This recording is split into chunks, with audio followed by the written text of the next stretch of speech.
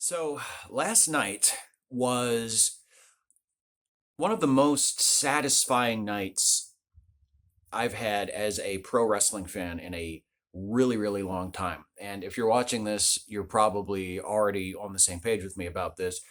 But just in case anybody's watching this and you don't know what I'm talking about, last night was the second episode of AEW Rampage, live from Chicago. And it was the return to pro wrestling of CM Punk, who left the business 7 years ago, not on the best terms, and has spent those 7 years since more or less insisting that he was done, that he wasn't coming back. In the last couple years, he softened on that a little bit and said, well, if there's the right opportunity, the door is open. But it was one of those things where it's like, okay, what's going to happen first? Is Punk going to come back or is hell going to freeze over? Well, now we know what happened first. I haven't heard the weather report from hell recently, but CM Punk is back.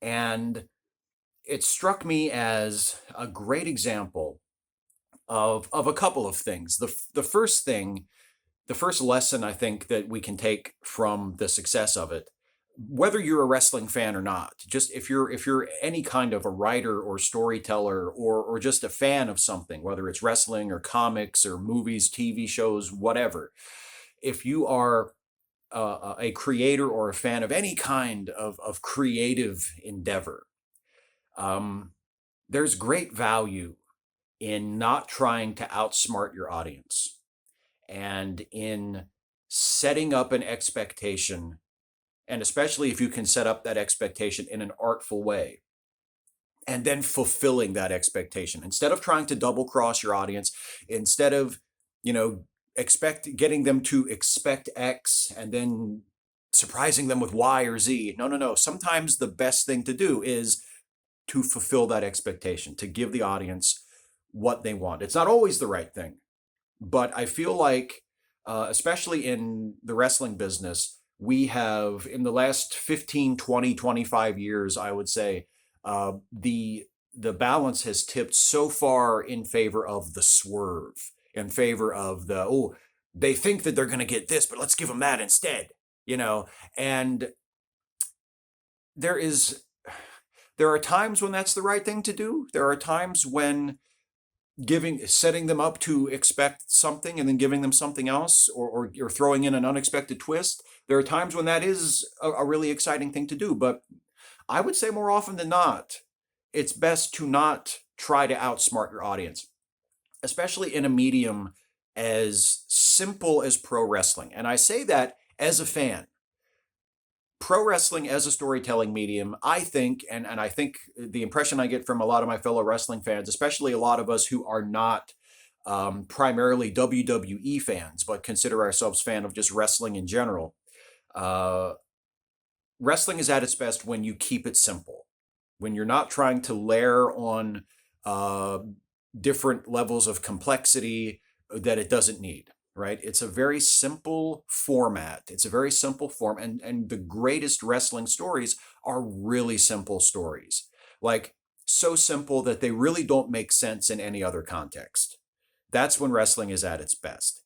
And what AEW did with Punk's return last night was a wonderful example of that. The build up to Punk's comeback was handled so well and so smartly because there was never an announcement from the company, officially or unofficially, that Punk was going to be there. Tony Khan, the owner of the company, never said, you're not going to want to miss this because CM Punk's going to be there. He never even said, well, I'm not going to say he is. I'm not going to say, like, he never said Punk's name. Nobody officially with the company ever even said his name.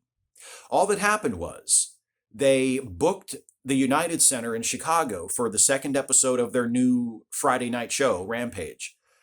They booked it unexpectedly. It was a really short notice when they added Chicago. They were always going to do that episode of Rampage, but it wasn't supposed to be in Chicago. And then all of a sudden, a few weeks ago, they said, oh, by the way, we're doing this show in Chicago. So that was clue number one, because Punk is from Chicago, and he's, for wrestling fans, like, CM Punk and Chicago go together They're inseparable. Like you think Chicago, you think CM Punk. If you're at least if you're a modern wrestling fan. So they booked the United Center in Chicago on short notice. They start to inexplicably promote this show as a huge deal, like a can't miss thing. Like you're going to want to see this. They never said CM Punk. They just said, we're going to be in Chicago and this is going to be a big deal. And then they had Darby Allin, one of their great young talents, cut a promo where he said he dropped the catchphrase best in the world, which was one of CM Punk's catchphrases that he was known by in WWE during his WWE run. He was the best in the world, right? So these pieces, these little breadcrumbs are laid out. Nobody ever said CM Punk. Nobody ever promised anything, but they created the expectation in the minds of the audience, and they never denied it. When somebody asked, okay, level with us, is Punk going to be there? They never said no. They never said, oh no, we're going to kill that rumor right now. We don't want anybody to get the wrong impression. Don't expect CM Punk. They never said that. They let people speculate. They let the rumors start to circulate.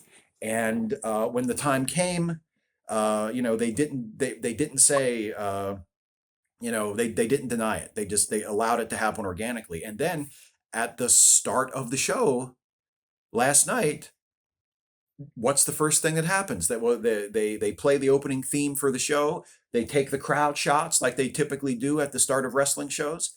And then everything goes quiet. They turn down the music. They just let you hear the crowd for a few seconds. The crowd, of course, is chanting CM Punk, CM Punk.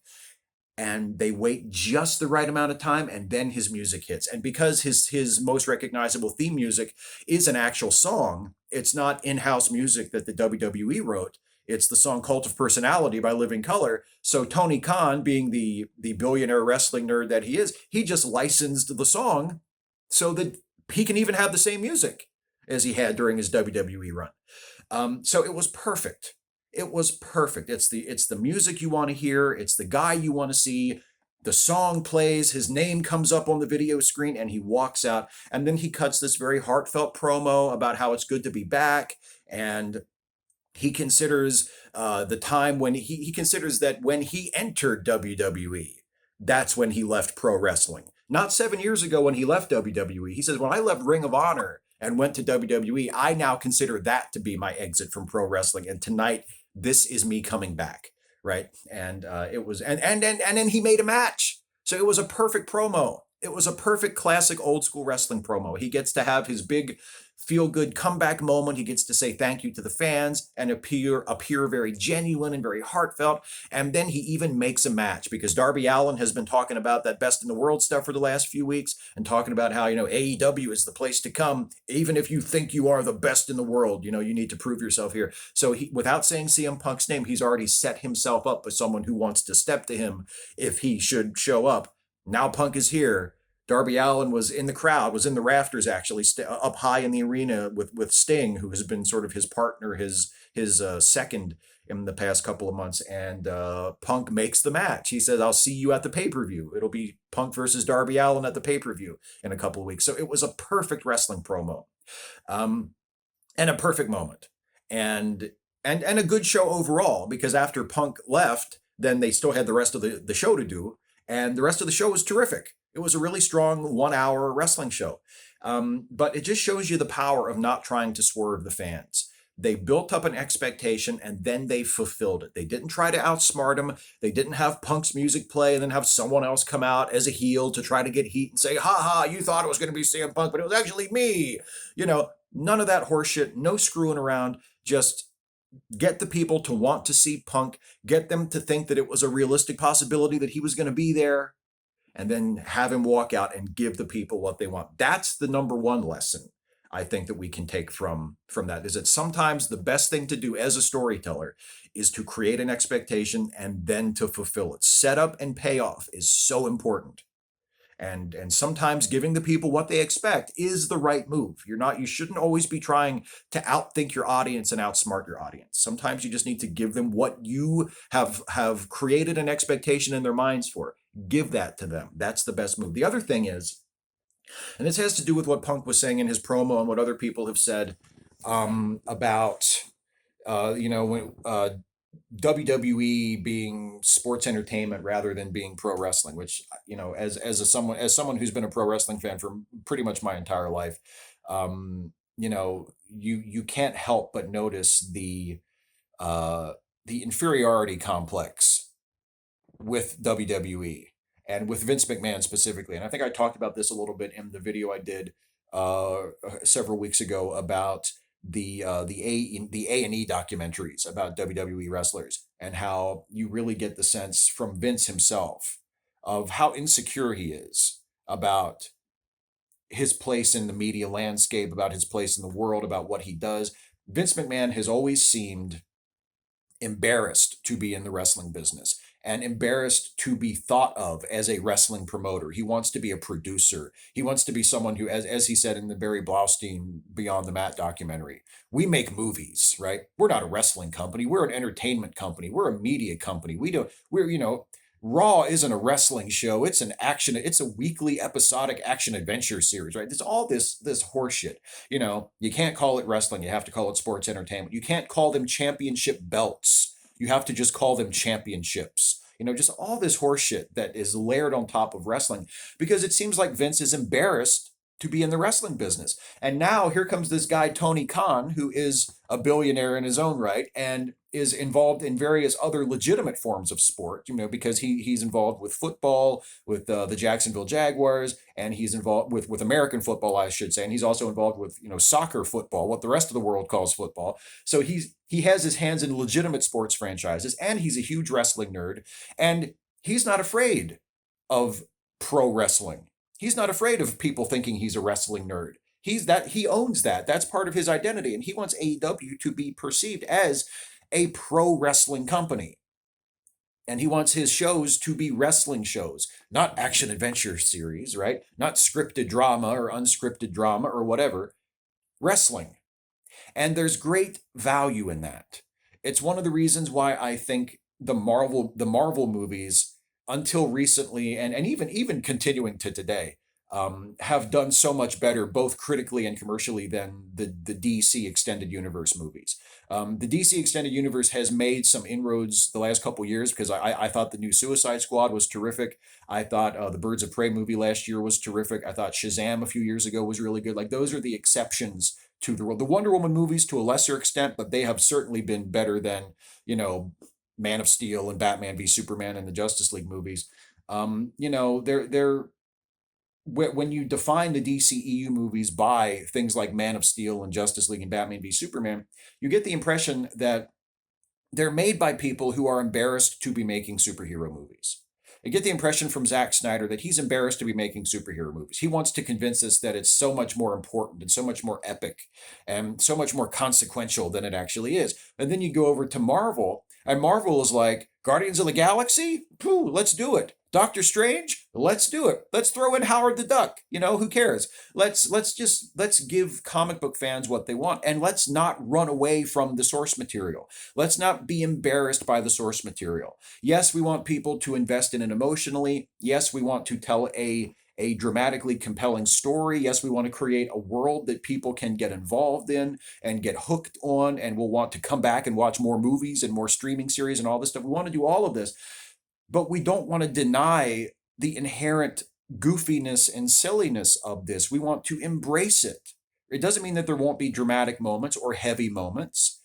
It doesn't mean that it won't have any emotional resonance, but we're not going to deny that it's this, that it is what it is, that it is an inherently silly, goofy, fantasy type thing. And that's one of the reasons why those movies have been so much better than most of the DC movies, because they're not running from what they are. They're not denying what they are. And AEW and other wrestling companies as well, a lot of non-WWE wrestling, it operates on that level and it succeeds on that level. And to me, to my taste as a fan, it's a lot more satisfying because of that. Because they're not trying to deny what they are.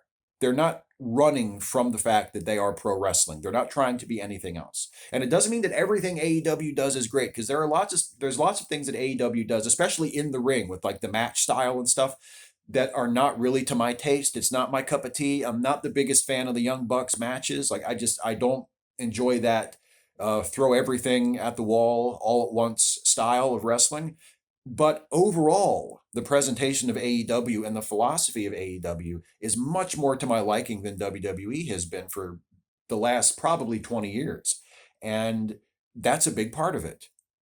So there's value in not trying to outsmart your audience, and there's value in embracing what you are doing and what you are, and not running from the nature of the thing you're doing. If you love pro wrestling, then accept it and love it and do it the best you can as pro wrestling. Don't try to lie to people or convince people that it's something other than what it is. It's pro wrestling. It's always going to be pro wrestling. It's always going to have, it's always going to be within a certain box, but that's okay. It's never going to be Shakespeare. It's never going to be this great epic world-changing storytelling. It's always going to be and this is condescending to say, and I don't mean it this way because I love it, but it's always going to be kind of a low art form. But that's okay. Sometimes it's okay to have a beer. You don't need a beer doesn't need to be a glass of wine. A beer doesn't need to be champagne. A beer doesn't need to be 25-year-old aged single malt scotch. A beer can just be a beer and you can enjoy it like that. And it can just be what it is. And that's pro wrestling. It can just be what it is and be the best that it can be, and you can enjoy it. And it can be one of the greatest things in the world. When pro wrestling is done right and done at a high level, it's one of my favorite things in the world. And even though it wasn't a match last night that was the big moment, it was just CM Punk coming out and talking to the crowd, even though it wasn't a wrestling match.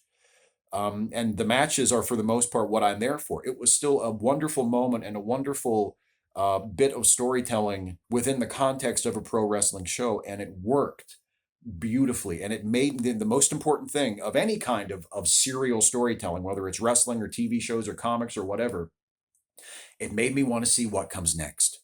I want to see what Punk is going to do on Wednesday. I want to see the match with Punk and Darby. I want to know who's going to win and how. And then I want to see what happens after that, right? It's got me hooked. It gets me wanting to find out what happens next. So, grade A, I guess, is what I would say. Job well done to everybody. Job well done to Punk. Job well done to Tony Khan for making it happen. Job well done to everybody involved in pulling it off and getting it to be so satisfying. Such a wonderful fulfillment of expectations. Sometimes that's exactly what people need and exactly what they want.